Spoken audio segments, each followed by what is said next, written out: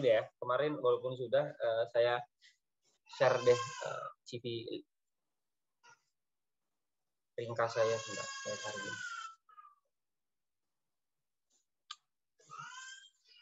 Terus ada ini nggak, aturan nggak? Hari ini warna apa, terus hari apa warna apa, itu nggak ada ya? Yang penting warna polos masih begitu ya? Itu nggak teman-teman? Iya, Pak. Iya, Pak.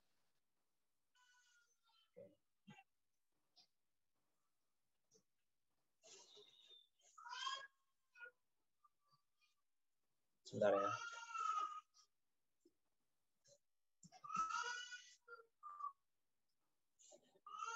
Nah, oh alah, ternyata terlalu besar. Ya wis lah, nanti aja lagi deh.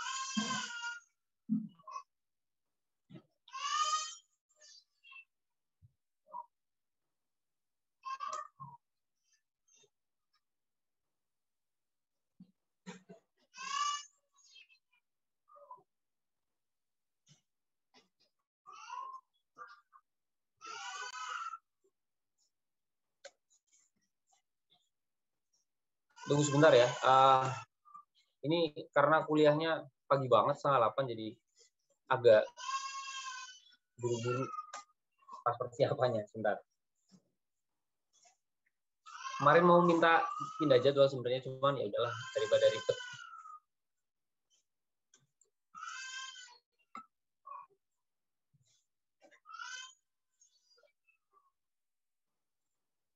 Tanggal 7 Januari.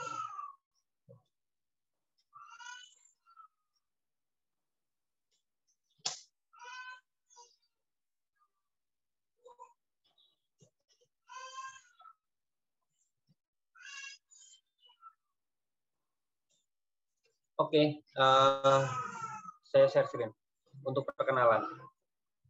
Semoga ini masih relevan kurikulum vitae saya. Jadi nama saya Arif Budi Miftaul Huda. Saya bisa dipanggil Arif. Ya. Kemudian kalau tujuan hidup, ya saya sih simpel sebenarnya. Ini juga sesuai dengan yang diajarkan di agama saya, gitu, bahwa sebaik-baik manusia adalah manusia yang bermanfaat. Itu aja yang saya pegang sebagai tujuan hidup saya, karena kan orang itu bisa melakukan apapun kalau punya tujuan, kan. Orang itu akan termotivasi apabila punya tujuan, sehingga hidupnya akan lebih terarah. Jadi apapun, dimanapun saya bekerja misalkan gitu ya, apapun tugas yang diberikan ke saya, ya saya akan coba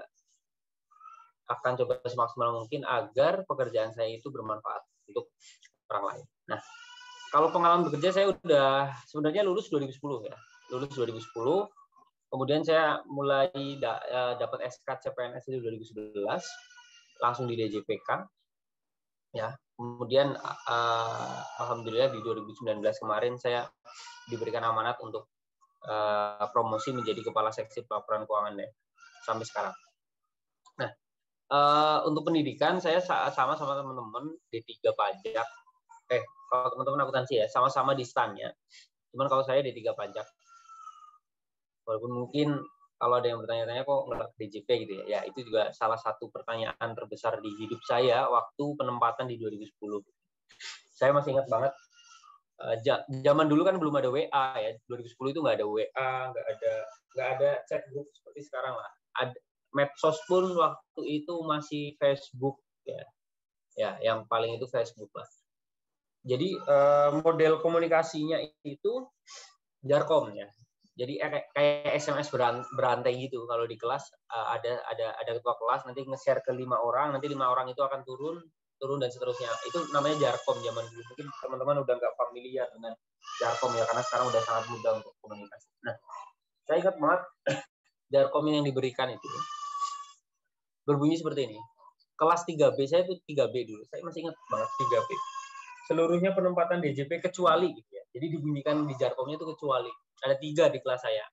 Saya Arifudin DJPK, Galuh Dwi Cahyani BPPK, sama satu lagi Irma Suryani Lubis itu di BPPK. Sampai nama-nama yang 3 itu pun saya masih hafal. Saking membekasnya gitu. Karena ya gimana ya, 3 tahun di D3 pajak, penempatan kok nggak dipajak. Tapi memang udah mulai seperti itu, mulai lulusan yang 2009. Lulusan 2009 itu D3 pajak udah tidak seluruhnya di DJP. Gitu ya. Nah, saya termasuk minoritas itu, termasuk minoritas yang tidak ke DJP. Ya nanti kalau kuliah sama saya sih akan usahakan nggak melulu tentang perkuliahan ya. Akan saya coba ya sharing-sharing lah. Bukan berarti karena saya lebih tahu gitu ya. Tetapi karena udah duluan tahu aja. Udah duluan tahu karena saya udah duluan kuliah di STAN. Saya udah duluan penempatan. Saya udah duluan kerja. Gitu sih. Jadi sharing aja. Akan banyak sharing. Jadi yang mau saya sharing adalah dari situ saya belajar gitu ya. Walaupun saya baru tahu hikmahnya, baru tahu jawabannya itu 9 tahun kemudian lah. Ya, di 2019 inilah ya. Di 2019 kemarin itu baru kejawab. Kenapa kok saya harus nggak ke pajak gitu ya. Harus ke DJPK gitu ya. Waktu itu banyak yang melesetin, oh kan tetap DJP, cuma DJP khusus kan, DJPK, DJP khusus. Padahal DJPK itu Dijen Penerimaan Pokok. Ya 2019 itu baru kejawab, oh ternyata memang Tuhan itu adalah sebaik-baik perencana gitu ya, the best planner lah. Kita mungkin kadang merasa sok tahu gitu ya, oh kan harusnya saya begini ya, kan harusnya saya begini, kok Allah ini kok malah memilihkan yang lain. Nah itu udah sok tahu tuh, kita merasa lebih tahu, merasa lebih jago dalam perencanaan dibandingkan Tuhan. Udahlah, ya bukan berarti saya juga pada saat 2010 penempatan itu langsung menerima, langsung ikhlas, enggak ya, tetap aja mempertanyakan. Cuman saya 2019 saya baru merasa oke. 2010 itu saya itu benar-benar sok tahu gitu ya, merasa lebih tahu, merasa lebih jago dari Tuhan gitu ya. Karena merasa kecewa gitu ya, kenapa nggak ke DJP? Padahal seharusnya ya udah percaya aja itu adalah jalan yang memang terbaik untuk kita. Jadi teman-teman semester lalu kelas-kelas yang saya ajar di statistika terapan juga udah sharing, ada PMK berapa tuh saya lupa nomornya. Itu kan membuat kegalauan di angkatan STAN tahun ini gitu ya, karena ada banyak kemungkinan yang nggak jelas gitu. Tapi ya udahlah, yang kalau saya bisa memberikan masukan ke teman-teman, yang penting berikan terbaik aja gitu. Berikan yang terbaik, insya Allah nanti yang direncanakan oleh Allah atau Tuhan yang Maha Esa itu pasti itu yang terbaik. Karena gini, kalau saya termasuk yang percaya bahwa di alam semesta ini itu berlaku hukum keseimbangan alam. Apa itu keseimbangan alam? Jadi apa yang kita beri, itulah yang akan kita terima. Saya akan ada quote yang sangat bagus sekali dari Kang Maman. Kalau teman-teman tahu Kang Maman Gundul itu, kalau saya kan mainnya di Twitter lah. Generasi saya, jadi kan ada generasi-generasi ya. Generasi saya itu termasuk generasi yang mungkin gitu ya, banyak yang nyaman di Twitter. Saya main IG ada akun tapi saya nggak terlalu aktif gitu ya. Nggak tahu, cocok aja di Twitter gitu ya.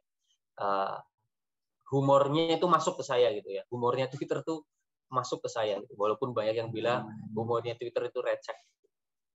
Nah, bagus.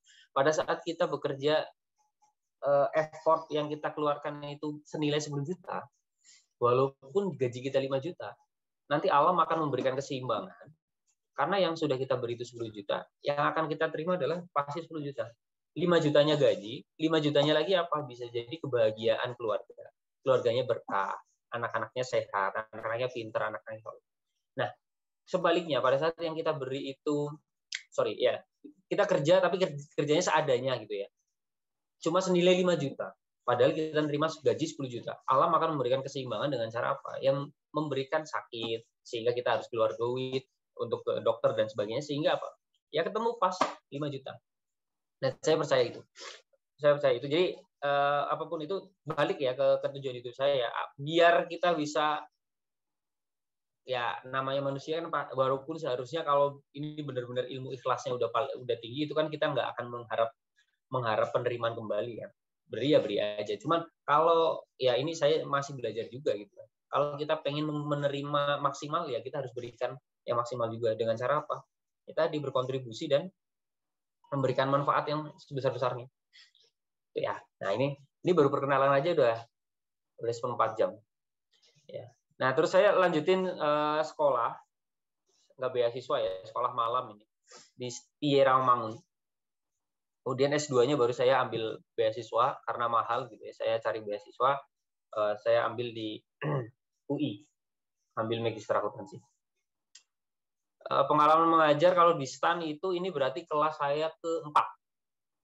Ya, pertama itu 2017 ngajar pengantar perpajakan, terus TABK tahun lalu, statistika terapan semester lalu, dan TABK tahun ini ya.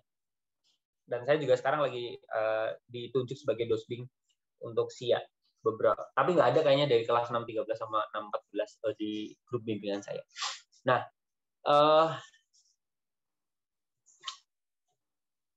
dari berarti berapa? Kalau ini kelas keempat berarti 3 kelas ya. Dari 3 kelas yang saya ajar, ini sekalian nanti nilai kan. Biasanya kan ini yang paling ditunggu-tunggu. Kayak apa sih nilainya gitu kan. Nilai yang saya kasih baru 1 mahasiswa yang mendapatkan B+. Hanya 1 mahasiswa yang berhasil mendapatkan B+. Sisanya ya A dan Amin. A dan Amin. Jadi sekalian terkait nilai, atau nanti deh saya selesaiin dulu karena nilai bisa jadi gongnya gitu. Nah, tadi di kelas ini kan salah satu ada yang dari Banyumas kalau nggak salah. Saya dulu juga sempat jadi ketua Perwahamas. Mas siapa ya kemarin yang dari Banyumas ya? Rizal, Pak. Rizal, oke. Perwahamas masih aja, Zal?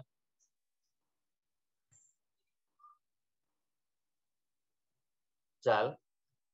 Mas Rizal kemana nih? Lagi nggak bisa ngomong. Kenapa nggak bisa ngomong, Zal? Iya, Pak, itu dia di chat bilang masih. Iya, kenapa nggak ngomong langsung, Zal? Maaf. Oke. Ya, ambil ya. Terus saya juga salah satu yang suka banget Excel gitu ya. Sehingga saya bikin semacam komunitas gitu di JPK, dan yang baru aja berdiri kalau di Kementerian Keuangan ada lagi rame data analytics. Nanti kita main-main ke situ juga lah, main-main ke data analytics. Walaupun heavy-nya TABK ini sesuai kesepakatan kemarin masih di Excel. Ya nanti kita main-main nyobain Tableau gitu ya, nyobain ya Tableau aja lah yang mungkin paling menarik dan paling gampang untuk dilihat ya. Beberapa publikasi saya. Terakhir saya juga ikut kontribusi di bukunya ADB ya, Asian Development Bank Institute. Nah, jadi saya juga kontributor, walaupun memang bukunya masih editing, belum publish. Nah, kalau prestasi tahun lalu juara 2 kompetisi data analytics Kementerian Keuangan, kemudian dapat pegawai inspiratif, kemudian awal tahun ini ya, ini yang belum saya masukin, dapat juara 1 inovasi di Kementerian Keuangan gitu ya. Nah, ini keahlian saya. Dari sekian ini saya paling suka Excel. Paling suka Excel, walaupun ada beberapa keterbatasan yang sehingga mau nggak mau saya harus minta maaf ke Excel gitu ya. Saya harus berpaling ke hati yang lain gitu ya. Misalkan kadang saya juga banyak pakai SQL, kadang pakai Python, dan yang sekarang lagi apa ya, jadi gebetan baru saya ya si Tableau ini. Oke, mungkin itu aja dari saya. Kita lanjut ke apa tadi, nilai ya, nilai. Jadi nilai nggak usah inilah. Ini sekarang oke. Nilai tidak usah khawatir kalau dengan saya. Tadi ya saya udah cerita lah. Nah, mungkin kalian juga biasa kan anak-anak STAN itu udah cari tahu ke kakak tingkat gitu. Ini gimana nih dosen ini ngasih nilainya gitu kan. Itu udah hal yang lumrah. Jadi nilai kenapa ya? Kenapa saya kok nggak mempermasalahkan nilai gini? Karena saya nggak mau kalian tujuan ikut kelas saya itu ngejar nilai. Gitu ya. Nilai itu bonus aja lah kalau buat saya. Tapi saya pengen kalian ikut kelas saya ya karena pengen ikut, gitu. Karena pengen belajar. Itu sih sebenarnya. Dan dengan cara saya mengeliminasi satu tujuan yang nilai itu, saya harapkan tujuan kalian jadi satu, ya udah pengen belajar di kelas. Bukan berarti ini satu arah loh ya, bukan berarti satu arah. Karena saya beberapa kali di kelas atau di kelas sharing apapun itu 2 arah. Jadi saya pun akan dapat banyak ilmu. Makanya bukan ngajar ya. Saya sebenarnya akan lebih senang dibilang itu sharing sih. Kalau ngajar seolah-olah itu satu arah aja. Saya lebih senang dibilang sharing karena dengan sharing itu selain saya give ya, ada yang akan saya ambil gitu. Dari mahasiswa saya sebelumnya pun seperti itu. Jadi itu, makanya ini nyambung juga ke kamera ya. Kalau saya sih mengizinkan, karena memang sekarang mending nih Zoom-nya dikasih kan. Kalau dulu Zoom itu dari mahasiswa tuh. Nah, saya nggak tahu kuota internet kalian dapat tunjangan nggak dari STAN? Dapat? Dapat Pak. Berapa sebulan? Udah ada pendataannya Pak. Berapa sebulan? 30 giga kemarin pesannya. Oke, 30 giga. Kalau ngezoom 1 jam itu kemungkinan berapa? 1 giga kali ya. Jadi ya ini ya, cara salah satu untuk biar irit kuota ya adalah dengan, jadi bukan karena irit kuota juga sih, biar koneksinya stabil. Itu kadang ada beberapa yang harus nge-off-in video karena kan ya koneksi internet itu kita beda-beda. Tidak semua itu sama gitu ya. Jadi saya sih akan bebaskan itu karena gini, saya nggak mau, ya mungkin itu bagus ya salah satu, tapi itu jadi dalam kalian kan ini belajar audit kan. Di audit itu ada pengendalian atau kontrol ya. Di kontrol itu ada 2 kan, ada hard control sama soft control.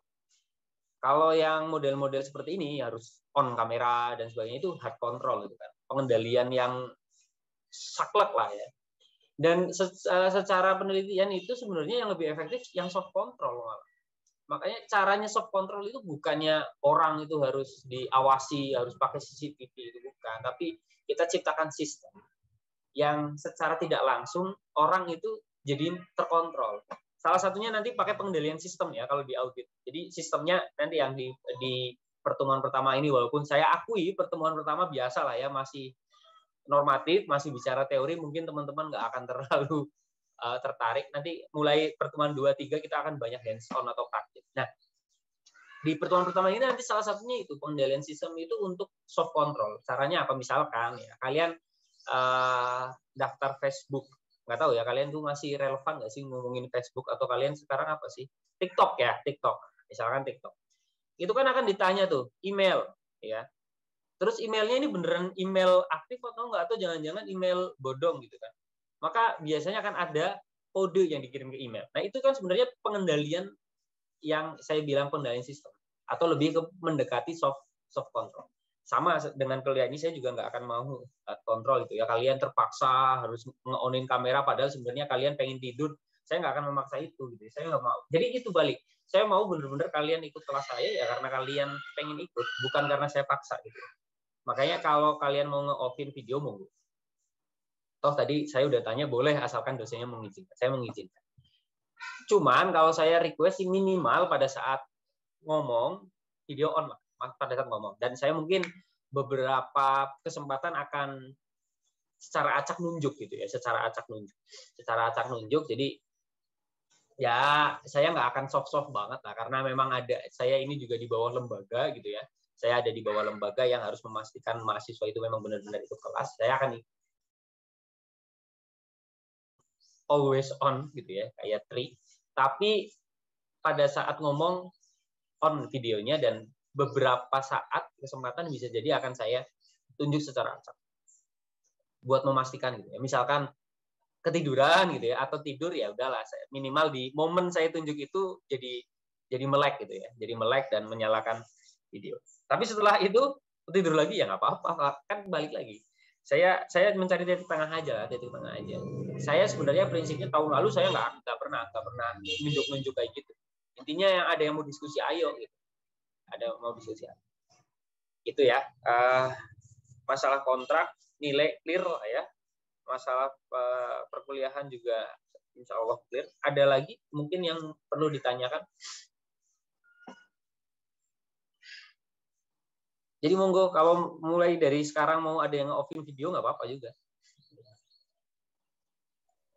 Mau nanya Pak, tapi bukan seputar perkuliahan Pak. Ya nggak apa-apa. Mau nanya aja. Kan pertemuan pertama jangan langsung kita kuliah gitu kan. Nanti saya juga ini nih masih jet lag. Kan kemarin liburan lama kan, udah lama nggak ngajar. Jadi kita santai-santai dulu. Monggo Mas Rizky.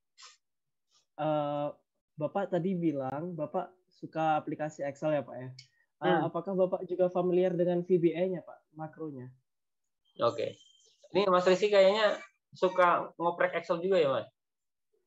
Ya, baru kali ini sih Pak pegang makronya Pak. Soalnya PKL kemarin sama orang kantor disuruh bikin proyek buat itu Pak. Buat PKL-nya gitu Pak, biar PKL-nya ada hasil di kantornya. Makro? Iya Pak, suruh pakai makro Pak. PKL di mana? PKL di Malang Pak, di Bapas Pak. Apa? Di Bapas, Balai Pemasyarakatan. Waduh, PKL sekarang bisa kemana-mana juga ya? Nggak cuma penempatan ya? Nggak kebagian di sana, nggak kebagian di KPP Pak. Jadi. Tapi keren sih, suruh bikin proyek. Saya nggak kebayang ya, kirain Bapas itu penjara kan ya? Beda? Penjara kan? Beda, oh, beda. Pak. Kalau ini orang yang ngurus administrasinya doang, Pak. Oh, oke. Ya, Mas, makasih, Mas. Jadi, ya mungkin kalau nanti kita banyak sharing lah ya. Salah satunya yang tahun lalu saya kadoin buat teman-teman yaitu VBA Code. Untuk apa? Ini dipakai. Sampai sekarang pun saya masih pakai di kantor saya. Jadi gini ya, kadang kan pimpinan gitu ya. Pimpinan itu, ini saya cerita latar belakangnya dulu kenapa saya bikin VBA Code kayak gini. Pimpinan saya terutama nih, kan DJPK itu stakeholdernya Pemda. Ada 542 Pemda, Mas. Dan ada beberapa itu acara-acara yang membutuhkan, kalau saya itu pengelola data APBD. Pengelola data APBD itu dari 542. Jadi nanti, tapi kalau KTTA kalian mah udah punya proposal ya. Nah, kali aja ada yang butuh gitu data APBD, bisa nanti koordinasi sama saya. Ya. Pimpinan itu misalkan ada kunjungan ke Pemda, atau ada, kalau sekarang mungkin nggak kunjungan ya, ada virtual meeting lah dengan salah satu Pemda. Pimpinan akan minta, Mas, data APBD dong, gitu ya. Bukan pimpinannya langsung, Pak Dirjen nggak mungkin lah kontak saya. Protokolnya itu, Mas minta ini nih, apa data APBD Kota Malang gitu kan tadi Mas Rizky. Kota Malang. Oke, saya bikinin kan. Bikinin uplok gitu ya, sejam. Terus sorenya gitu ya. Mas, ini ada pertemuan lagi nih dengan Kabupaten Siau Tagulandang Biaro. Ada yang tahu nggak itu di mana? Nggak tahu, Pak. Nah, bukannya kalian tanda tangan bersedia ditempatkan di mana saja gitu ya?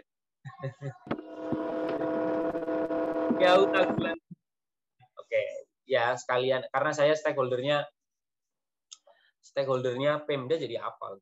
Siau. Nanti dikira ini apa fiktif ada nih Kabupaten Siau Tagulandang Biaro. Di mana? Itu ya kita cek aja maps. Nih di sini nih. Di mana nih Pak gitu. Kita kecilin dong. Nah, ini Manado, jadi masih di sini. Walaupun sebenarnya ada yang lebih utara lagi. Ada yang tahu nggak? Ini pulau apa? Miangas. Apa? Bukan. Miangas kan iya sih Miangas ya. Cuman kalau ini bukan. Ini legend nih kalau di masa-masa mau penempatan ini pulau legend nih. Ada teman adik kelas yang penempatan di sini. Ada yang tahu? Sangihe. Nah, Sangihe ada lagi yang lebih ke atas. Sangihe Talaut. Itu. Jadi ada Tahuna, sorry. Ini ada nih Tahuna nih. Tahuna itu ibu kotanya lah. KPP Tahuna ada, KPPN Tahuna ada. Ada juga teman saya di KPP Tahuna walaupun baru aja mutasi dapat ke home base, ke Purwokerto. Tapi di sana udah 7 tahun sih. Gitu ya, ada tuh. Nah, saya balik. Nah, sorenya ini Pak ada Sitaro. Mas minta lagi. Oh, bahannya kayak apa? Yang kayak tadi aja itu Kota Malang, cuman diganti jadi datanya Siau Tagulandang Biaro gitu kan. Nah, kalau seperti itu, biasanya yang kita lakukan apa? Copy paste lagi kan. Udahlah, ini ada template gitu ya. Kita akan data-data dari Excel kita copy, ceplokin ke PPT. Kayak gitu kan ya. Walaupun cuma copy paste, misalkan lah buat pertama sejam. Oh, karena ini udah ada template-nya, ganti daerah, ganti data, sekarang lebih cepat setengah jam misalnya.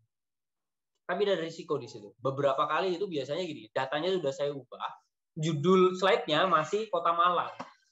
Gitu ya. Mungkin ya ini namanya human error. Pasti terjadi. Makanya dari situ oh iya ya. Mesin itu kan Excel kan mesin kan. mesin itu kan dia sebenarnya nggak pinter. Jadi yang pinter itu manusia. Mesin itu cepat. Nah, pada saat kita bisa kombinasikan kepintaran, kecerdasan manusia dengan kecepatan mesin, kelar tuh urusan pekerjaan di kantor tuh. Jadi kita udah punya kecerdasan. Polanya adalah copy data di Excel, pindahin ke PPT. Ya, copy data pendapatan kalau di APBD, pindahin ke slide 2 misalkan. Copy data belanja, pindahin ke slide 3. Terus judulnya diganti jadi nama daerah yang dituju. Makanya karena sudah ada pola, saya ngobrol tuh sama Excel. Excel, nanti kalau saya butuh data ini, kamu lakuin ini ya. Nah, cara ngobrol dengan mesin kan nggak bisa ngomong kayak gini kan. Mesin belum sepintar itulah. Walaupun mungkin sekarang udah banyak yang sedang mengembangkan AI seperti itu kan. Kalau kalian Google itu kan udah cerdas banget kan. Dia text to speech-nya sorry kebalik. Kita udah bisa speech dan dia bisa recognize, bahkan gambar pun sekarang udah bisa gitu kan. Ini namanya computer vision. Kalau di machine learning ya. Itu namanya computer vision. Jadi dari gambar itu udah bisa di search dia. Kita bisa search gambar. Kalau misalnya saya foto TV, nanti akan muncul tuh hasil pencariannya ya TV-TV sejenis, gambar-gambar sejenis. Itu computer vision dan itu bisa banget gitu ya, bisa banget dilakukan. Dan itu yang sedang banyak diobrolin, salah satunya di komunitas data analytics yang tadi saya share itu di Kementerian Keuangan. Karena memang dipakainya di apa? Teman-teman kalian di Bea Cukai, mungkin belum jadi teman-teman ya. Teman-teman saya di Bea Cukai itu menggunakan computer vision untuk mendeteksi orang. Ya, orang masuk pelabuhan di CCTV nanti langsung ke track ini orang siapa gitu kan, ini terus perusahaannya apa, kemudian perusahaannya itu terafiliasinya kemana aja, kayak gitu. Jadi walaupun ini masih pengembangan. Nah kalau di Jepang itu udah seperti itu tuh. Jadi orang misalkan kemalingan gitu ya, buka toko kemalingan, mereka nggak akan panik gitu ya, nggak akan panik, udah malingin aja situ.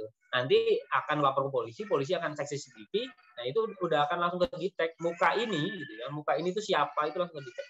Tapi itu memang challenge-nya adalah harus punya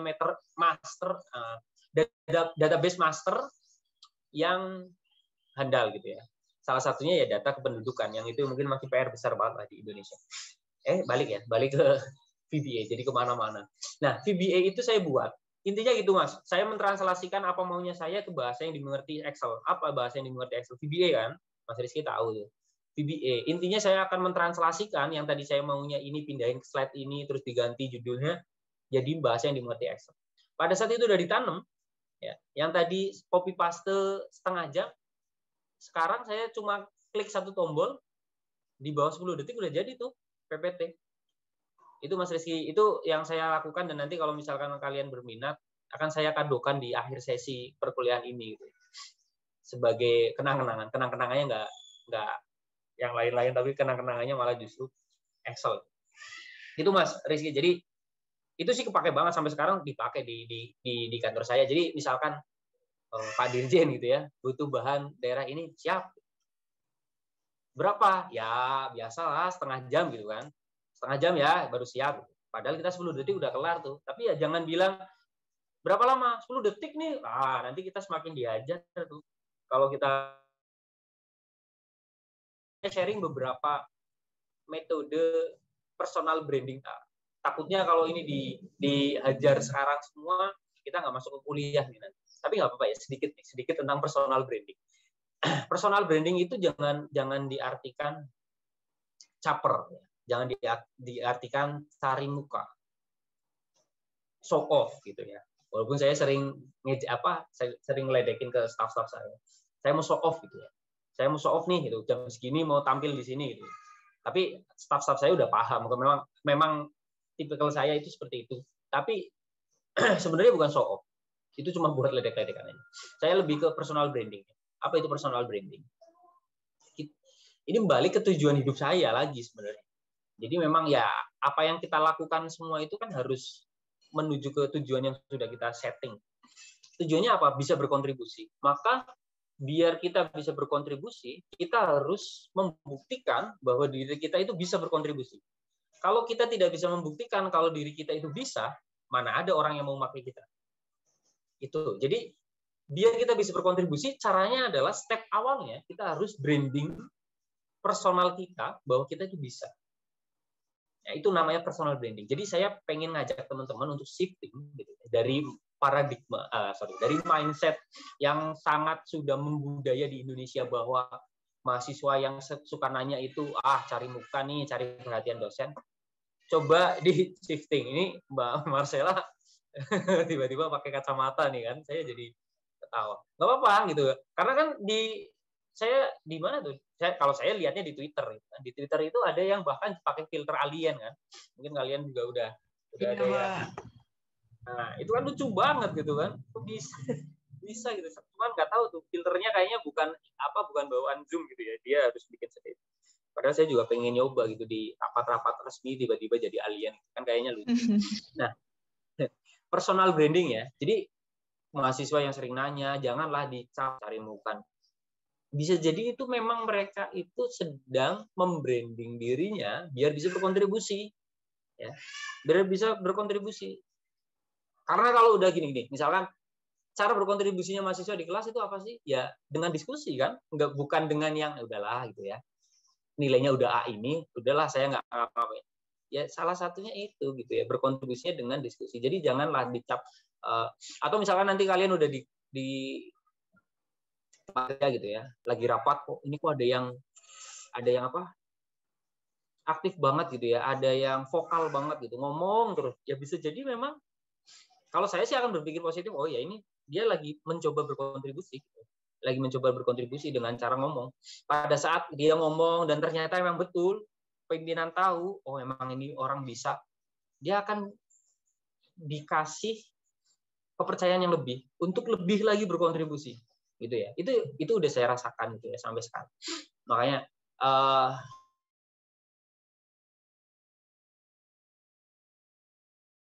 dapat juara 1 dan itu memang sekarang lagi dikembangin banget. Jadi nanti juga mungkin kalau mahasiswa yang sebelumnya udah paham nih, saya akan sering banget mungkin gitu ya, kemungkinan besar akan sering meminta ganti jadwal ke mahasiswa karena bisa jadi ya tiba-tiba rapat gitu ya. Nah, rapat sekarang udah tidak terbatas ruang dan waktu kalau sekarang nih. Tiba-tiba aja saya kan di Bekasi domisili. Tiba-tiba disuruh rapat ya udah. Di jam yang sama 2 3 rapat sering saya begitu. Jadi nanti mungkin mohon dimaklumi aja kalau tiba-tiba ganti jadwal gitu ya. Ganti jadwal. Bahkan dulu tuh kadang udah dibuka kelasnya gitu ya. Udah dibuka kelasnya kayak gini saya harus rapat dulu, nanti kita lanjutin jam segini gitu. Nah kalau sekarang ini kayaknya agak susah gitu karena ada kewajiban Zoom harus di 1 jam awal kan, harus di 1 jam awal. Jadi ya nanti tiba-tiba ada orang BAK sit in kan, belum mana nih dosennya nggak ada. Oke, jadi itu Mas Rizal, Mas Rizky ya, nanti tak sharing tenang aja itu untuk VBA yang tadi. Ada pertanyaan lagi? Izin Pak. Nggak usah minta izin. Oh iya. Bagaimana cara mendapatkan nilai A di kelas Bapak? Terima kasih Pak. Oke. Padahal udah cuma kemungkinannya itu A sama Amin loh Mbak. Jadi Mbak Marcella ini berarti saya nggak mau Amin gitu kan, maunya A gitu ya Mbak Marcella ya. Kalau boleh sharing, IP-nya berapa Mbak Marcella? Waduh jangan Pak, malu sama teman-teman yang lebih tinggi. Oke, tapi kalau melihat dari jumlah member kelas ini masih 30 sih kayaknya berarti semester lalu lolos semua ya? Ya, betul. Alhamdulillah. Karena yang 614 saya kemarin tanya ada 1 yang gagal gitu. Ya, makanya itu saya juga kan udah duluan jadi mahasiswa STAN kan.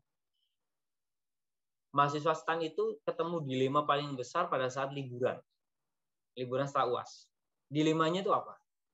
Liburan tapi pas lagi main sama teman-teman tuh pasti kepikiran IP gitu ya. Sampai pengumuman IP baru tuh merasakan liburan yang sebenarnya. Padahal biasanya pengumuman IP liburannya tinggal sisa sehari 2 hari itu biasa. Tapi ya makanya saya tidak baliklah tadi. Saya tidak mau memenjarakan kebebasan kalian lah ya. Udahlah. Take it easy kalau untuk masalah nilai. Tapi kalau tadi masih ditekan lagi ya, gimana nih biar bisa dapat A? Jadi gini loh, walaupun saya itu banyak yang bilang dosen bonus, tapi ini di kita aja ya. Jangan sampai jangan sampai keluar ke BAK atau dipamerkan ke kelas-kelas lain. Nanti ada yang protes, terus saya diminta jangan A sama Amin gitu ya, B sama C aja, malah repot di kalian kan. Jadi kita jaga simbiosis mutualisme ini lah. Simbiosis mutualisme ini kita jaga. Jadi walaupun A dan Amin, tapi tetap saja di situ objektifnya saya di situ. Ya. Objektifnya saya di situ. Jadi tidak sembarang, udahlah saya acak aja nih 20 absen pertama dapat A, 10 absen terakhir dapat Amin. Enggak, akan based on nilai juga. Nilainya adalah nilai ya sama seperti di RPS, UTS, UAS, kuis, aktivitas, gitu ya. Aktivitasnya dari diskusi-diskusi di kelas nanti pada saat lagi ngobrol kan nanti kan banyak presentasi tugas kelompok, terus nanti kelompoknya presentasi. Oh ya, ini juga saya lupa belum bahas. Nah, dari situ itu nilai aktivitas. Dari situ akan saya distribusikan secara normal gitu ya.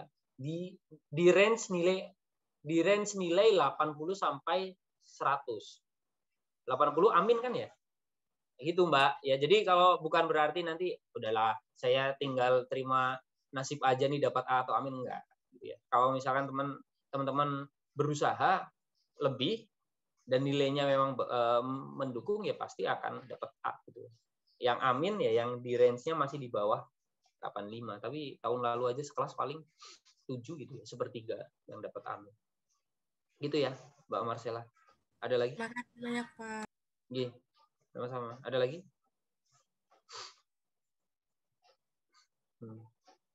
Ya. Monggo Mas Ryan. Anak saya juga namanya Ryan loh Mas.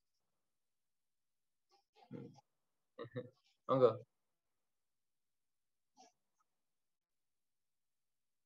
Kan boleh saya absenin kan ya? Boleh Mas? Boleh Pak, absen otoritas dosen. Oke. Ya udah nanti saya absenin aja ya. Karena berarti saya ngabseninnya maksimal sebelum jam 10 kan ya? Iya, Pak. Saya absenin aja yang belum berhasil. Oh, ini kan masuk semua.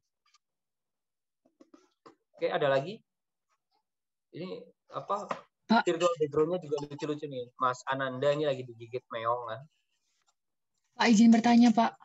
Ya, monggo. Siapa? Kalau untuk kuis itu dadakan atau Bapak kasih jadwalnya, Pak?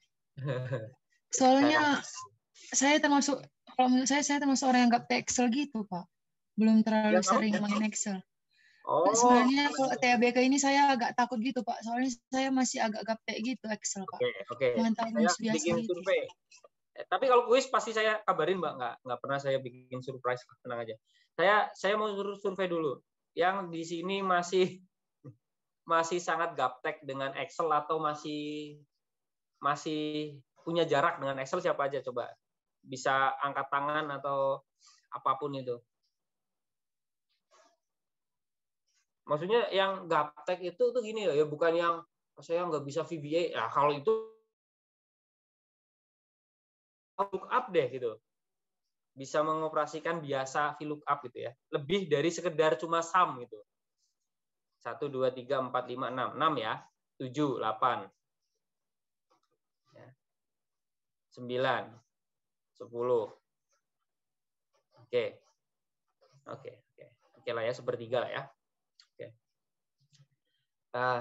Ini salah satu testimoni dari mahasiswa saya tahun lalu TABK. Karena saya di akhir kuliah itu biasanya akan minta testimoni. Sama seperti Mbak Putri ya tadi ya. Saya khawatir nih di awal-awal, padahal Pak TABK karena saya termasuk gaptek, tetapi ternyata pas ikut kuliah Bapak, kok Excel malah asik ya gitu. Jadi semoga sih nanti harapan saya juga bisa seperti itu. Nanti untuk teman-teman yang mungkin takut gitu ya, aduh Excel nih apa sih? Gitu. Nanti bisa malah ke-trigger untuk belajar lebih. Gitu Mbak Putri. Saya sih akan berusaha pelan-pelan pasti gitu ya. Dan gini kan nanti ada kelompok. Kelompok itu ada tugas. Dan dari tugas itu dari gini, nanti saya mungkin minta tolong dari PJ kelasnya atau kalian lah. Pada saat bagi kelas dilihat tadi distribusinya ya. Jangan misalkan yang masih terlalu jauh dengan Excel dijadikan satu kelompok. Jadi nanti nggak ada diskusi di situ. Karena nanti kelompok itu kan akan saya kasih tugas, kemudian presentasi. Nah, di kelompok itu dimanfaatkan tuh Mbak Putri untuk nanya-nanya ke teman yang lebih tahu gitu, lebih bisa Excel. Nah, nanti akan saya coba triggernya itu adalah bahwa Excel yang mungkin selama ini menakutkan sebenarnya bisa dibikin fun gitu ya. Mungkin salah satu contohnya sebenarnya yang tadi saya ceritain itu VBA tadi, itu enak banget gitu ya buat membantu kerja kita.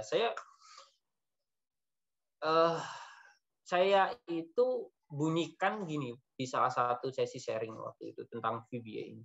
Kita bisa menjadi pegawai yang pasif produktif. Kita pasif nih, tapi tetap produktif. Pasifnya kayak apa tadi? Jadi misalkan tadi itu bahan ya setengah jam. Kita setengah jam itu bisa jadi ya 29 menit 50 detik. Itu kita nggak ngapa-ngapain kan? Karena dikasih waktu setengah jam. Karena apa? Ya kerjaannya udah selesai 10 detik. Nah, itu maksudnya pasif produktif. Jangan sampai keproduktivitasan kita itu malah justru juga jadi bumerang ke kita gitu ya.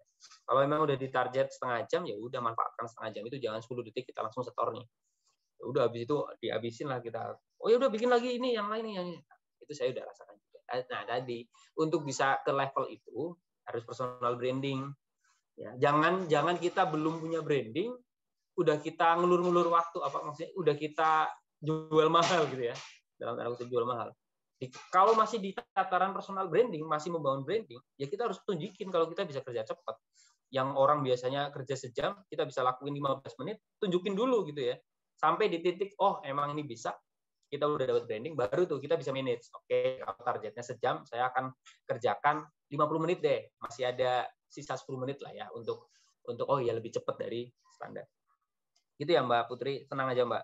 Insya Allah kita belajar bareng. Saya sih motonya kita bukan ngajar lah, kita sharing biar kita berkembang bersama. Semoga tidak akan terlalu too technical di Excel lah. Enggak. Excel itu lumayan bagus di UI, di user interface-nya itu lumayan bagus, jadi akan sangat mudah untuk belajar. Mas Rizky itu apa tadi Mas? Kalau project VBA-nya itu apa? Bikin form terus kayak input nama pegawai sama SPPD Pak, surat perjalanan dinas gitu Pak. Nanti diklik tombol save itu masuk ke tabel database gitu ya?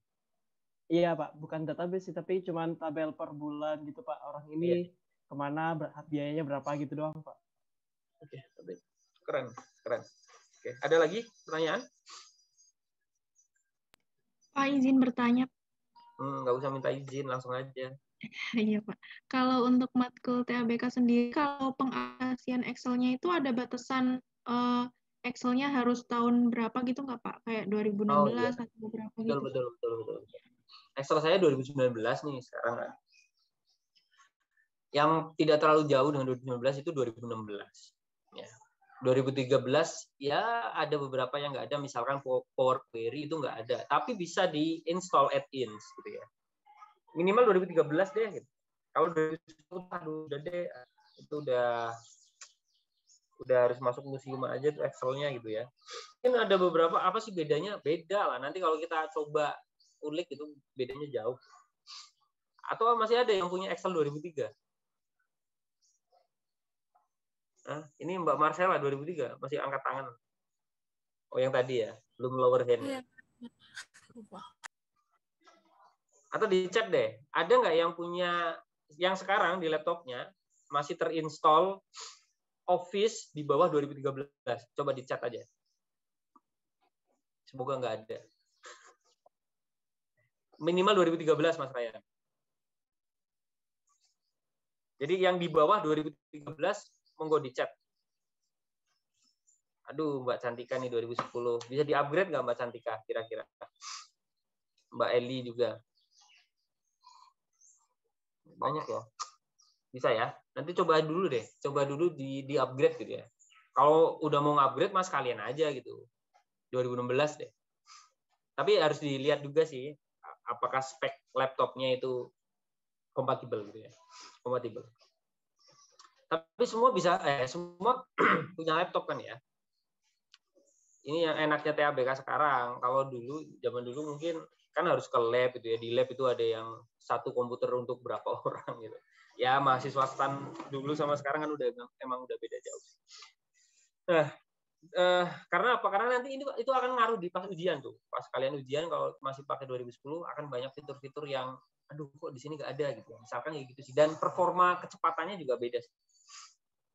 2016 nggak kuat, Mas Ryan.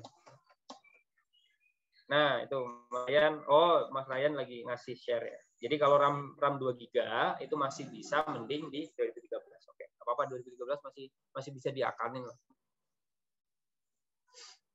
Oke ya.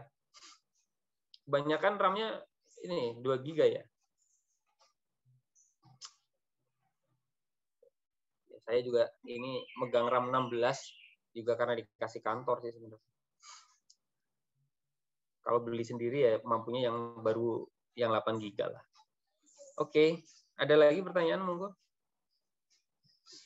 Saya malah belum buka. Karena ini terus terang pertemuan pertama, aduh. Saya sendiri pun belum terlalu tertarik dengan materinya. Tapi nanti kita bahas sebentar. Banyak banget ya lagi ya. Slide-nya ada berapa? Satu dulu. Oke, nanti kita apa? Kalian udah dapat bahan-bahannya di LMS ya? Gimana, teman-teman? Iya, Pak. Berarti udah bisa dilihat sendiri kan? Di pekan pertama itu ada 5 PowerPoint, betul? Betul, Pak. Oke, kalau dulu kan saya harus bikin Google Classroom gitu kan, baru bisa ini saya sharing sekarang udah di LMS. Enak lah. Walaupun saya juga masih belum terlalu mengeksplor LMS itu karena dari lembaga pun masih sunah kan. Dipakai boleh, enggak juga nggak apa-apa. Oke. Ada lagi teman-teman? Kalau nggak ada, nanti kita harus menggugurkan kewajiban nih pertemuan pertama membahas PPT itu. Nanti mungkin ada sedikit bukan kuis lah ya, sedikit diskusi aja buat meramaikan perkuliahan. Bentar, saya aja baru download loh ini, Sorry ya, emang ya nanti kalian akan tahu tuh pada saat saya udah ngasih tugas gitu ya. Biasanya baru saya akan nilai itu di rapel di mendekati deadline harus pengumpulan nilai. Ya, lagi banyak tanggungan gitu di kantor. Tadi oke. Sebelum ini kita main-main lagi deh. Saya suka main-main karena belum masuk ke Excel gitu ya. Saya siapkan dulu main-mainnya. Ini aja baru nyiapin ya.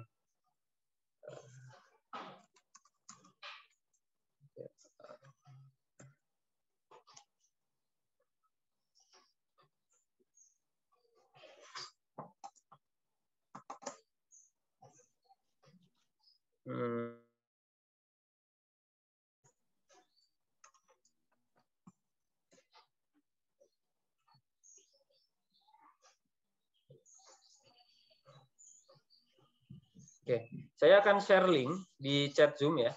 Kalian monggo diakses ya sekarang. Nanti itu cuma untuk ini aja. Survei awal. Untuk memetakan kalian tuh apa sih yang kalian bayangkan terhadap TABK gitu. Silahkan diklik, langsung diisi aja 3 kata atau 3 frasa lah. Ya jangan panjang-panjang. Apa sih yang di bayangan kalian pada saat mendengar TABK gitu. Silahkan diisi.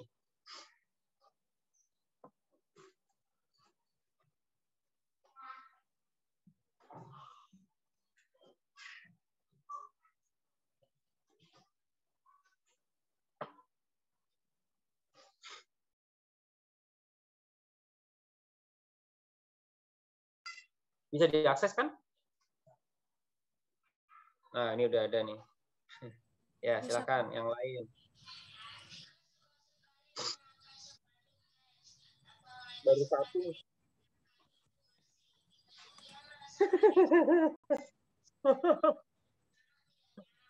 Terus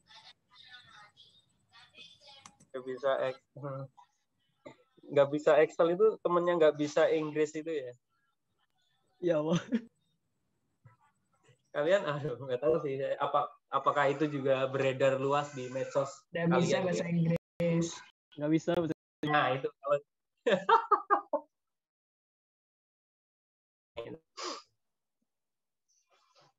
yang lain ditunggu minimal setengahnya deh gitu kan.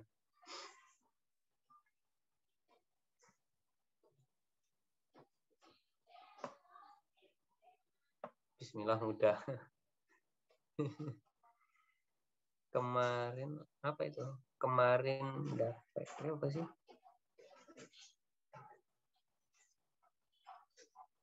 Bentar ya, saya sambil nunggu sambil cas laptop.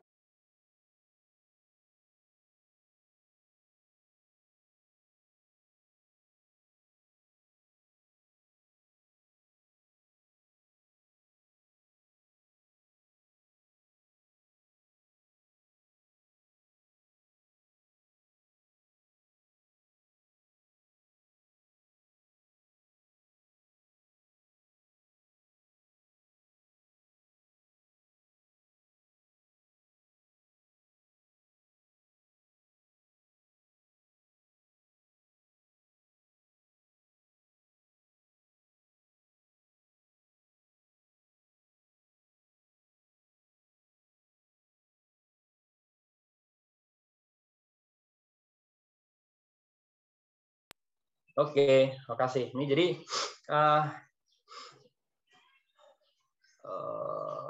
ini yang namanya itu adalah wisdom of the crowd ya. Wisdom of the crowd itu apa? Bahkan ini ada yang mengimplementasikan itu sampai ke misalkan ada orang tersesat di hutan. Ya. Kita akan menggunakan wisdom of the crowd. Ya. Orang-orang yang familiar dengan hutan itu gitu ya, akan ditanya, kalau kalian masuk ke hutan ini, maka kalian akan kemana? Pada saat ketemu persimpangan, kalian itu akan mengambil kanan atau kiri misalnya. Nah nanti dari jawaban-jawaban itu, rata-ratanya, kalau rata-rata di sini berarti dalam artian modus ya. Kalau kalian belajar ini di statistika terapan kemarin harusnya paham tuh. Kapan kita memakai rata-rata itu mean, kapan memakai rata-rata itu median, kapan memakai rata-rata itu modus. Kalau seperti ini, itu kita akan, karena dia kategorikal, kanan atau kiri, kita akan memakai rata-rata itu modus. Rata-rata orang akan menjawab ke kanan. Misalkan dari 20, 15 menjawab ke kanan. 5-nya ke kiri. 15 itu kan modus kan, tapi kita akan terbiasa ngomongnya rata-rata ke kanan. Nah, pada saat itu kita ikutin, itu kemungkinan besar akan menemukan orang yang tersesat di hutan itu. Karena wisdom of the crowd gitu ya. Wisdom of the crowd. Sama seperti ini. Ini kan kayak lagi masuk ke hutan belantara TABK nih, akan saya tanya aja lah. Kan kalian juga sebenarnya nggak ngebleng-ngebleng banget lah, pasti udah nanya-nanya TABK kayak apa. Makanya pada saat dicemplungin, ini namanya visualisasinya namanya word cloud ya. Word cloud. Jawabannya ya akan menggambarkan apa itu TABK itu sendiri ya. Coba di sini. Paling banyak apa itu TABK? Audit ya, berbantuan komputer gitu kan. Yang kebanyakan menggunakan Excel. Udah itu emang TABK banget memang. Jadi itu ya. Walaupun saya juga lucu-lucu gitu ya. Pada saat lihat yang kecil-kecil itu. Ini apa? Kemarin dapat chat. Nah, itu mungkin ada juga yang database SQL gitu kan. Terus apa lagi? Soal ujian banyak. Oh ya, ini salah satu. Saya jadi lucu. Ingat tahun lalu gitu ya. Setelah ujian itu mahasiswa itu banyak yang ada yang WA, japri, ada yang telepon gitu ya sambil nangis gitu ya. Pak, laptop saya ngeheng. Pak, ini mati lampu. Waduh, itu luar biasa tuh. Ujian TABK tahun lalu itu. Cuman saya sih mungkin mereka panik banget gitu ya. Cuman kalau saya malah jadi ketawa-ketawa, jadi lucu. Dan setelah ujian mereka malah sharing-sharing meme itu. Meme di WA group gitu ya. Lucu-lucu juga gitu. Ya gimana ya? Kalau kita menertawakan diri sendiri itu kan memang itu adalah bahan yang paling lucu gitu ya. akan membuat orang itu gampang tertawa gitu ya. Mereka kan menertawakan diri mereka sendiri dengan membuat meme-meme kesengsaraan pada saat ujian gitu. Bapak THBK baik. Banyak nggak selesai ya, betul. Karena soalnya cuma berapa waktu ini? 5 gitu ya. Tapi satunya itu satu ABC. Nah, satu A-nya itu ada 1 Romawi, 2 Romawi, 3 Romawi. Itu doskonya tuh. Kalau saya sih enggak. Saya mah tapi memang waktu itu masing-masing dosen diminta ada skor dan saya merasa bersalahnya itu soal saya ternyata itu yang kebanyakan membuat laptop ngehang. Saya belum, ini jadi pelajaran saya sih. Oh ternyata memang spek laptop kan nggak bisa disamaratakan dong gitu ya. Saya coba di laptop saya running nih gitu kan, running nih datanya lumayan banyak dan waktu itu butuh rumus array. Array itu kan memang dia iterasi gitu ya. Nanti kita akan bahas apa itu array. Jadi kemakan banget tuh spek komputernya. Oh, saya jalan saya baru oh iya ya kan spek laptop mahasiswa beda-beda. Jadi banyak yang ngeheng, jadinya Pak ini dimatiin tombol powernya aja nggak bisa. Kayak gitu ya. Jadi sampai segitunya. Dan itu nggak akan saya ulangi lah tahun. Semoga nggak kaptek, supaya nggak kaptek. Ujiannya nggak selesai. Rumus panjang. Oke. Makasih banyak. Setelah kita tahu TABK gambarannya seperti itu kan, kita sekarang masuk nih. Karena udah ke-download. Tadi sambil nunggu download aja, karena baru ke-download. Stan TABK.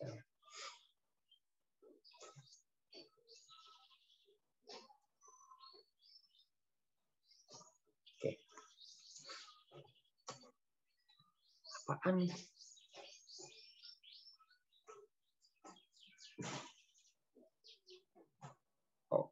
Oh, slideshow. Oke, kita mulai ya. Dari konsep dasar. Ini sebentar aja kok. Skipping aja gitu ya. Ada 65 slide gitu. Gimana kalau nggak di skip ya? Kita selesainya sore. Dan saya nanti ada kelas lagi. Konsep dasar.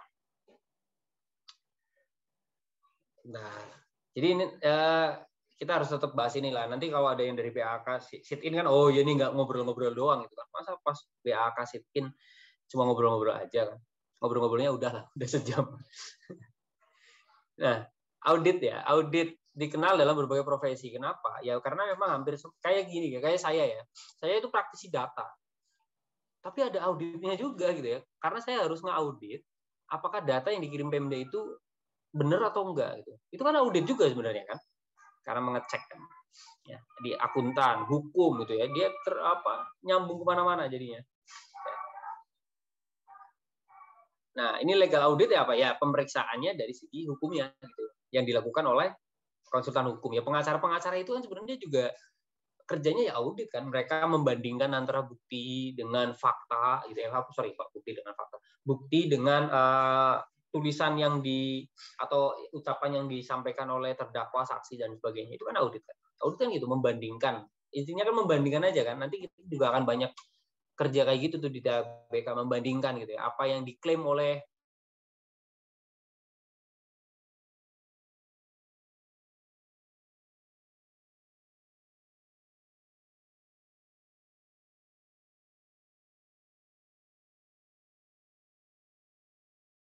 itu. Intinya audit itu apa? Memeriksa. Gitu.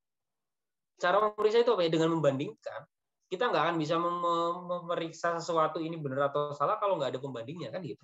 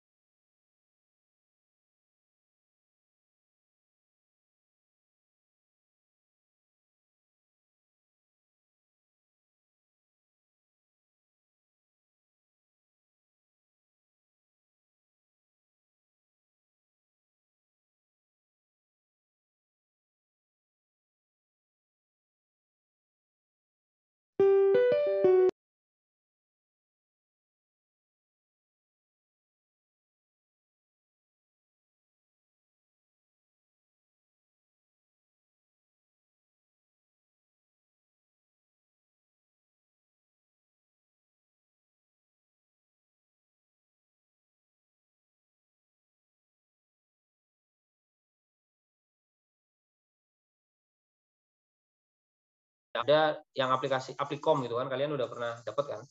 Terus SIA juga, terus audit laporan keuangan. Kayaknya kalau audit laporan keuangan ini dapatnya di semester ini juga ya.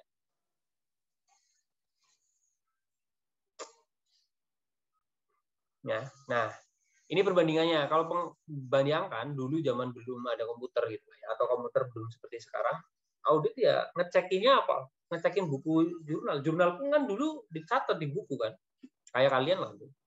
Di buku jurnal itu benar-benar ditulis manual. Nah, ngujinya pun ya pasti akan manual karena TABK itu ya kalau bisa dilakukan pada saat datanya pun udah ada di sistem gitu ya. Nah, sama lah, ini juga audit secara umum itu kan ada dua kan. Uji pengendalian dulu, baru uji substansi. Uji pengendalian itu untuk apa? Untuk menentukan skopnya. Ya, pada saat kita yakin pengendalian perusahaan yang kita audit itu bagus, sistemnya bagus, kita akan samplingnya gitu ya gampangannya. Samplingnya dikit aja deh, karena kita yakin ini udah bagus nih gitu ya.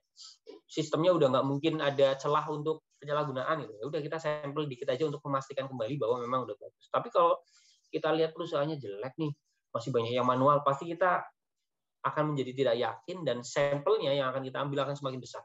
Jadi itu akan dilakukan di awal kalau uji pengendalian. Setelah uji pengendalian dilakukan, scope-nya dapat, baru kita akan lanjut ke uji substantif. Ya. Nah, ini uji pengendalian tadi salah satunya ya, dilihat di aplikasinya, sistemnya. Sistemnya apakah sudah bagus, gitu ya, sudah ada validasi bahwa yang bisa mengoperasikan itu hanya orang tertentu, gitu. Itu kan salah satu pengendalian kan, ada pembagian tugas, sehingga ada pengendalian secara otomatis secara sistem. Terus apakah aplikasinya memvalidasi bahwa misalkan gitu ya, yang tadi saya cerita pada saat daftar ke TikTok, ya, apakah emailnya itu valid atau enggak? Itu udah, atau cuma bisa input sembarang masuk. Nah, kalau kayak gitu kan berarti pengendalian aplikasinya kurang bagus. Uji substantif ya substantifnya. Nanti kita akan banyak belajar di TABK mengenai parallel simulation. Ya. Jadi apa yang sudah dilaporkan oleh perusahaan akan kita hitung ulang. Ya, hitung ulang. Nah, kalau hitungan kita itu sama dengan perusahaan berarti laporan perusahaannya sudah baik, sudah betul. Itu substantif nanti. Jadi masuk ke substansinya. Nah, ini perbedaannya lah ya. Intinya ya kalau manual lama gitu ya. Terus membutuhkan keahlian tinggi di bidang pemrograman komputer. Oh, ya. Kalau yang TABK bisa jadi nggak perlu pemrograman karena sudah ada misalnya kayak Excel itu kan udah nggak perlu bikin program yang kita harus batik sendiri gitu ya kode-kodenya. Dan udah pasti lebih cepat dan bisa jadi kita nggak perlu sampling karena gini loh, kalau kita ngecek 1000 transaksi mata kan capek kan, tapi Excel tadi mesin itu selain cepat dia juga nggak mudah capek gitu, jadi kita bisa kerjain aja ini cek semuanya gitu ya, terus langsung jadi. Beda dengan manusia cerdas tapi nggak cepat dan gampang capek gitu ya, dan kalau udah capek resiko salah. Ini pendekatan ya. Terus rencana ini ada ya, harusnya RPS kalian dapat ya. Penilaian. Nah, ini ya, aktivitas gede memang kalau di TABK karena malah kemarin ada yang ngusulin lagi UTS UAS 15% aja gitu. Karena kita kan belum tentu nih UAS UTS mereka kerjasama atau enggak dan sebagainya gitu. Ya kalau saya sih bodoh amat kalau sebenarnya masalah nilai sih, yang penting kalian enjoy ikut kuliah saya, dapat ilmunya itu udah lebih berarti banyak dari buat saya. Nah, konsep dasar pengauditan laporan keuangan. Sama lah ya. Jadi ngecek itu ya, saya makanya konfirmasi lagi, kalian dapat audit itu tahun ini ya? Praktik audit ya? Iya Pak, praktik audit dapat tahun ini Pak. Makanya kalau yang kayak gini-gini udahlah kalian belajar di mata kuliah itu aja gitu sebenarnya. Ini saya mau pengen untuk sebagai pengantar aja bahwa apa sih TABK itu ya sebenarnya audit, cuman kita minta bantuan komputer gitu ya. Ya, audit tapi minta bantuan ke komputer gitu. Makanya audit berbantuan komputer. Yang dicek ada dari input, proses, output. Ya, sama tuh kan. Menguji kalau input ya inputan saldo awal, inputan jurnal transaksi, prosesnya itu apakah postingnya, jumlahnya, sistemnya benar gitu ya. Outputnya dari laporannya. Nah, ini audit plan juga biasa lah ya, proses audit biasa dari rencana, kemudian tadi kan pemahaman pengendalian tadi untuk mengakses risknya, risikonya besar atau enggak, yang nanti akan berdampak ke pada saat substantif tes, apakah samplingnya banyak atau enggak. Sama ya, saya skip ya. Ini harusnya kalian udah belajar di yang mata kuliah satunya. Ya, ini uji pengendalian ini yang konvensional kan, kita cek nih SOP-nya ada enggak gitu kan, perjudikannya ada enggak. Kalau di sistem ya sistemnya ini proses sistemnya ada pengecekan enggak, kalau misalkan ini di jumlah atau jumlahnya sama atau enggak gitu ya, itu maksudnya. Nah, proses ini disebut dengan compliance test atau test of control atau tes uji pengendalian tadi. Nah, uji substantif ya udah langsung masuk gitu ya. Ini benar nggak gitu, ada nggak penjualan yang belum dicatat dan sebagainya, itu udah masuk ke substantif. Jadi apa bedanya? Tujuannya sama tapi teknik auditnya berbeda. Ya. Tujuannya sama, mau manual dengan komputer kan sama kan. Terus bedanya apa? Nah, ini. Nah, ini dulu orang mau ambil uang aja kan harus ke teller gitu kan. Kalau sekarang udah tinggal ke ATM. Dulu harus ke pasar, sekarang udah tinggal paling baru kan ada ShopeeFood ya. Saya kemarin lihat di jalanan Jakarta ini banyak banget oren-oren apa nih ShopeeFood ya. Itu yang paling baru. Dulu harus dicatat di buku tadi kan, sekarang udah semuanya di bahkan udah bisa input ya aplikasi di Android misalkan gitu ya. Banyak kan sekarang itu apa buku kas gitu kan, kalau kita itu banyak tuh iklannya buku kas, itu kan kita ngetik-ngetik transaksi di HP itu cocok banget untuk UMKM ya. Ini apa lagi? Nah, ini perbedaan-perbedaannya. Nah, dulu harus bahkan pakai kalkulator gitu ya. Nah, ini berbasis komputer kan, transaksi masuk database. Kalau ini ya jurnal, diposting, manual semua ya dicatat.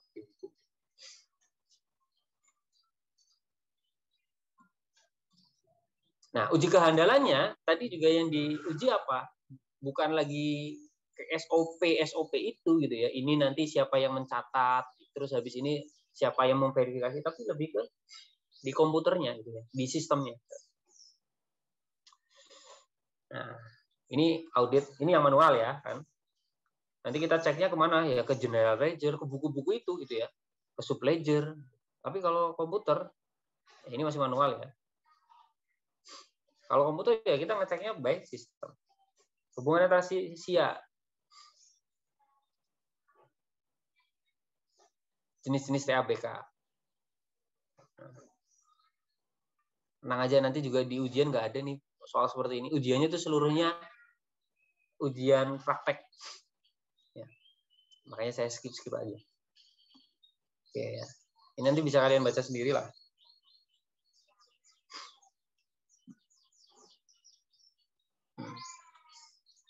Saya hanya akan highlight yang menurut saya menarik. Ini contoh-contoh aplikasinya. Nah, udah terima kasih kan. Kita ganti lagi. Ini apa nih? Kalau ada pertanyaan jangan nunggu selesai dia. Oh, ini yang ada suaranya nih.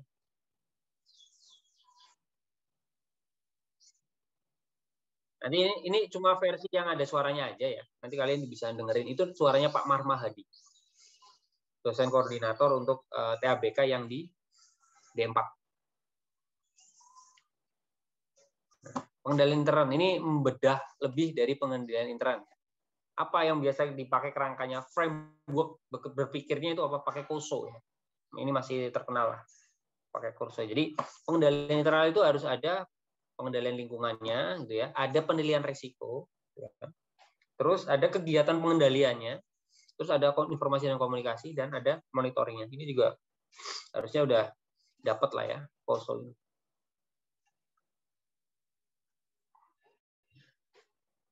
Pengendalian umum, ada terhadap akses, terhadap siapa yang bisa mengakses ini kan. Kalau yang ini siapa yang bisa merubah?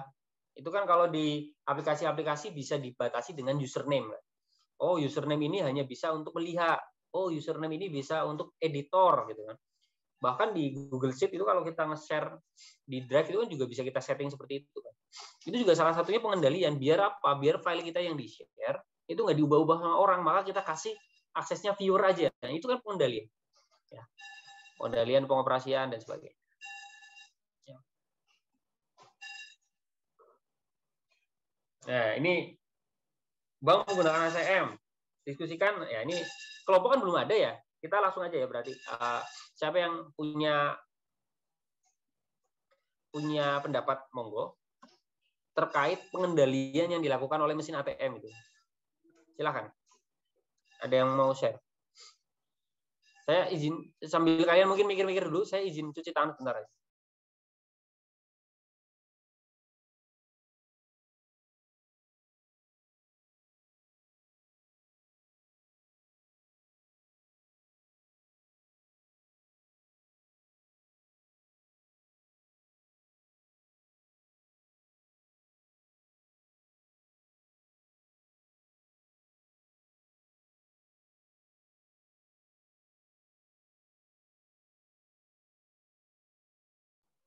Ada, silakan.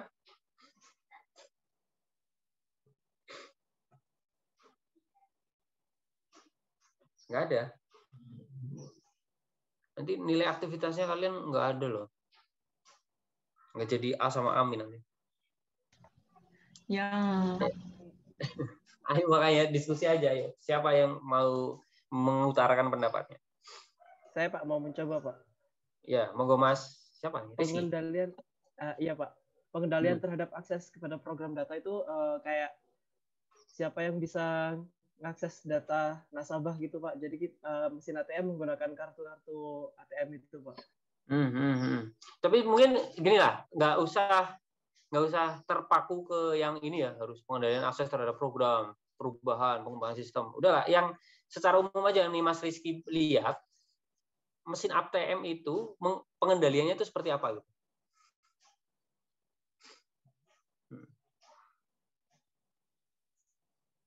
Atau yang lain monggo. Yang secara umum aja. Kita ke ATM itu, kok bisa gitu ya? ATM itu memastikan, misalkan ini biar saya mengerucutkan lagi, memastikan bahwa yang ambil uang adalah yang memang berhak. PIN.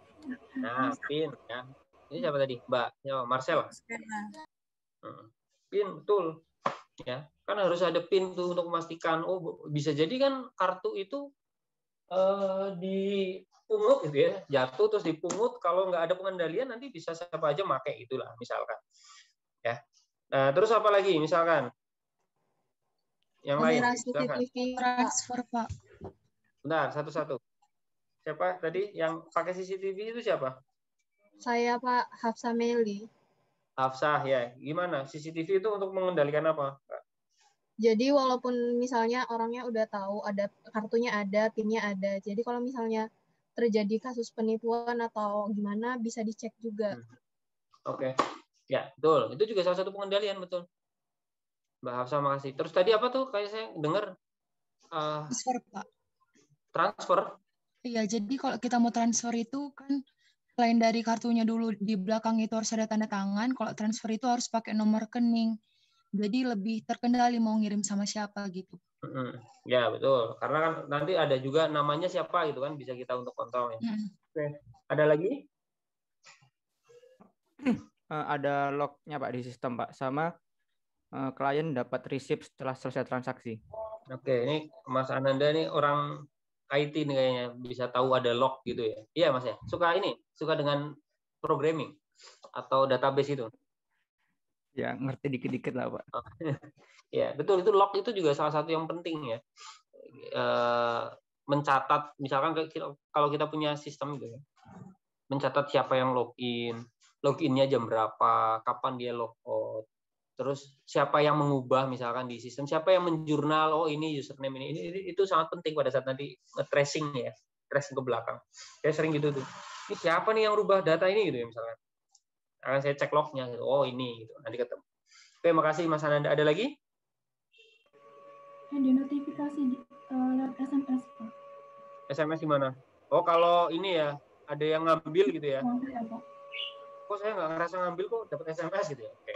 Kok saya nggak ngerasa kerja kok tiba-tiba dapat duit gitu ya. Kalau gitu mah diem-diem aja kita ya. Oke, makasih Mbak Afala. Afala ya benar ya. Ada lagi? Ini Pak, ketika kita ngambil uang tuh nggak pernah lebih gitu. Ngambilnya 100.000 nggak pernah jadi 200.000 gitu. Betul. Itu terus gini Mas sama Rizal. Ini Mas Rizal yang ini mendoan kan ya? Banyumas Ya. kan? Akhirnya bisa ngomong nih. Ini Mas betul masalahnya itu kita bisa nggak ngambil uang lebih dari saldo? Nggak bisa Pak. Nggak bisa kan itu juga kan pengendalian tuh. Nggak, nanti saldonya cuma 100 kita ngambil 1 juta itu kan nggak bisa. Itu kan harus dikendalikan juga. Oke ya, sementara itu cukup. Makasih untuk partisipasinya. Apa nih lagi? Facebook. Nah, tadi pada saat Facebook ya, ada lagi mungkin apa pengendalian pada saat kita daftar akun? Walaupun tadi saya udah ada contohnya juga. Selain itu, misalkan selain harus dikonfirmasi bahwa emailnya itu beneran ada gitu, kira-kira apa lagi? Atau kalian udah lupa ya? Atau malah mungkin udah nggak mainan Facebook sih ya? Atau apapun lah, medsos apapun pada saat kalian bikin akun, kira-kira pengendaliannya selain email itu ada apa lagi? Nomor telepon. Nomor telepon. Ya, siapa yang bilang nomor telepon? Yasmin ya? Yasmin sama? Double tadi. Sama siapa? Febriani, oke. Febriani, betul. Nomor telepon itu untuk apa tuh tujuannya tuh? Kok diminta nomor telepon? Validasi mungkin Pak. Ya. Verifikasi Pak. Verifikasi apa Mbak Firaya? Kayak membuktikan bahwa itu benar nomornya, terus dikirim kode OTP ya biasanya. Iya Pak. Oke, ya. Karena walaupun mungkin mereka juga punya pertimbangan lain mengumpulkan nomor telepon, ya. Karena sebenarnya kan yang mereka jual itu apa sih? Data. Ya, betul Mbak Yasmin itu. Jadi ada tujuan lain mereka meminta nomor telepon itu. Iya Pak, dijual-jual ya Pak. Betul ya, dijual ke ini kan, marketing kartu kredit gitu kan. Iya. Cicilan. Iya. Oke, satu lagi Gojek ya sama lah ya tapi kalau daftarnya mungkin sama. Nah, pada saat kita mau transaksi di Gojek, mau bayar Gojek itu ada nggak pengendaliannya? Pakai PIN, Pak. Pakai PIN juga ya, Mbak Namira ya. Terus ada lagi nggak? Kadang tuh transaksinya masuk ke email, Pak. Jadi bisa dicek. Oke. Kebenaran Sama ya sebenarnya. Dan ini tapi kemarin saya ikut workshop bagus tuh. Dia itu data saintisnya Dana. Dana tahu kan ya, yang kayak dompet digital juga. Iya Pak, tahu Pak. Jadi dia itu menilai gini, PIN memang bagus secara keamanan. Tapi kalau setiap transaksi, gitu ya, customer itu dimintain PIN, customer itu akan bebah. Kalau Mas Rizal tahu bebah itu malas ya, malas dikit-dikit dimintain PIN, dikit-dikit dimintain PIN. Nah, itu bisa akan menimbulkan risiko customer jadi berpindah aplikasi.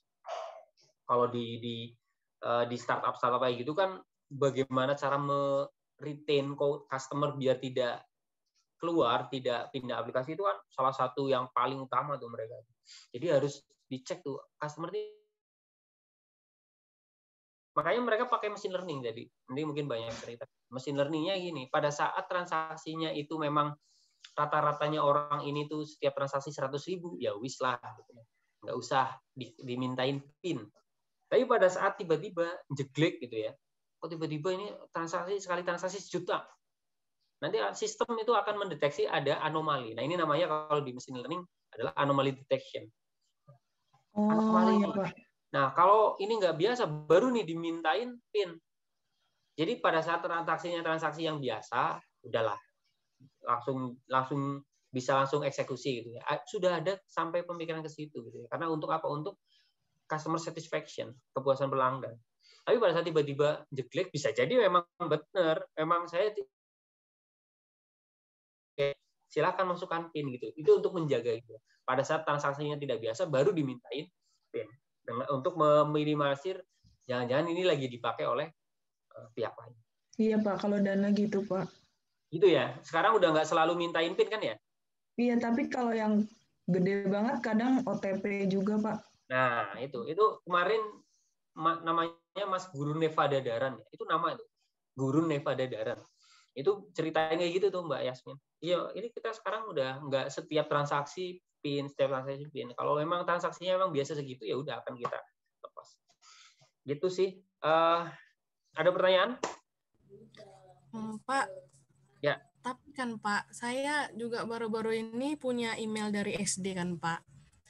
Nah, waktu mau login itu disuruh verifikasi 2 langkah. Yang pertama pakai nomor HP, terus yang kedua pakai 8 digit nomor. Itu saya kan udah lupa ya Pak ya. Jadi sampai sekarang nggak bisa dibuka Pak. Padahal kan itu memang akun saya udah ngajukan nggak bisa dibuka gitu. Ya, terus gimana? Iya, jadi kalau kayak gitu terkadang kan kurang bagus juga apa gimana sih Pak? Ya, gini ya Mbak. Ntar dulu, saya juga jadi pengen pakai filter nih. Silakan Pak. Pengen pakai filter sih. Jadi gini loh.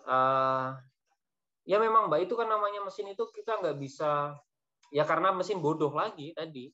Kalau manusia kan ngerti kan, ini beneran loh akun dia gitu. Saya kan ngerti nih, ini beneran akun dia. Udah kasih aja gitu. Ya itulah, mesin itu bodoh Mbak.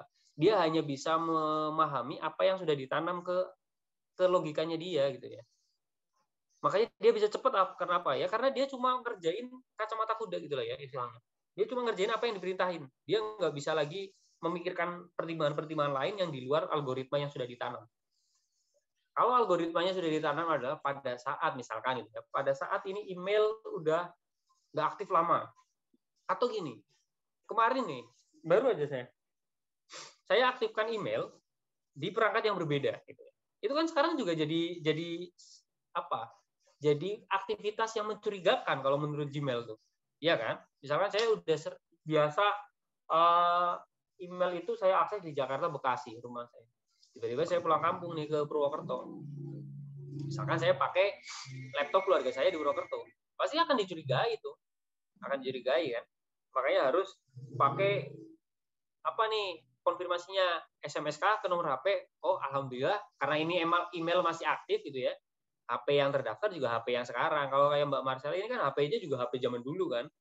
Iya, HP zaman dulu. Terus misalkan biasanya juga ada secondary email kan. Secondary emailnya Yahoo kalau saya itu. Yahoo pun saya juga udah lupa passwordnya apa. Nah, kan kayak gitu ya. Itu tapi namanya mesin kayak gitu Mbak. Bukan kembali lagi ya. Bukannya ya itu menyusahkan. Makanya yang lagi dicari adalah titik tengahnya. Makanya kayak yang Mas Guru Nevada tadi di Dana, dia mencari titik tengah tuh.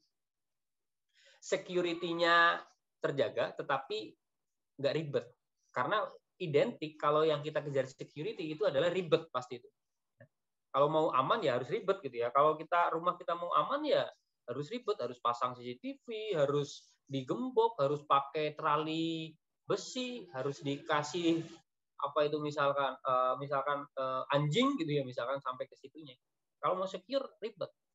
Tapi kalau mau nggak ribet berarti kita harus temukan titik di mana atau kesimpelan itu masih di batas yang aman. Walaupun mungkin bukan yang top secure-nya gitu ya, tetapi minimal masih bisa mengamankan. Kayak yang tadi saya contohkan di data.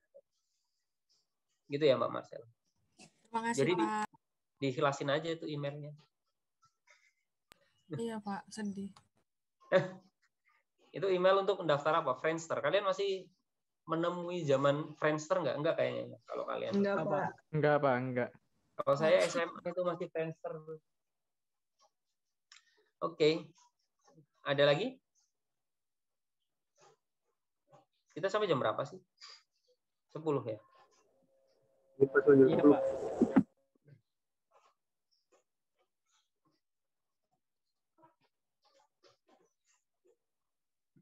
Mas Muhammad kayaknya lagi di kantor nih, Mas. Muhammad Iya, Pak. Pak. Iya, di kantor mana, Mas? Di itu Pak, Kanwil DJP Jakarta Timur Pak. Oh iya, sekarang itu sambil magang ya kalian? Iya Pak, ini kebetulan saya masih disuruh WFO Pak. Hai Pak. Itu siapa itu? Itu teman ya? Oh, pegawai. Oke. Iya Pak. Ada lagi pertanyaan? Kita sampai jam 10 ya, tapi mungkin nggak sampai jam 10 lah Zoom-nya. Biar kalian irit kuota juga. Nanti kita lanjutkan diskusinya di WA Group. Ada lagi pertanyaan sebelum kita tutup?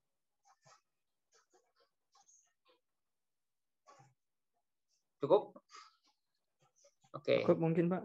Oke, kalau cukup, nanti setelah ini kita di WA Group, satu tugas pertamanya adalah minta tolong dibagi kelompok. Jadi berapa ya? Ini kita 7. Jadi 5 kelompok deh. Ya, jadi 5 kelompok. Kalau bisa sih dipikirkan sebarannya biar yang jago nyampur dengan yang gaptek gitu ya tadi kan udah ada survei. Itu aja. Setelah ini saya tunggu ya sebelum jam 10 berarti kalau bisa sudah ada kelompoknya biar nanti saya akan kasih tugas pertama untuk minggu depan. Oke, gitu aja. Kalau sudah nggak ada lagi, saya takut lupa nih kalau nggak matiin filternya nanti habis ini saya rapat masih pakai filter. Oke, makasih teman-teman semua ya. Semoga yang kita sharing hari ini membawa manfaat dan keberkahan untuk kita semua. Dan semoga di pertemuan mendatang semakin banyak lagi yang aktif gitu ya, semakin banyak lagi yang kita diskusikan untuk apa ya biar kita berkembang bersama. Gitu ya, saya cukupkan, nanti yang belum bisa absen saya absenkan. Terima kasih, saya tutup. Assalamualaikum warahmatullahi wabarakatuh. Waalaikumsalam. Waalaikumsalam warahmatullahi wabarakatuh. Terima kasih Pak. Banyak kasih.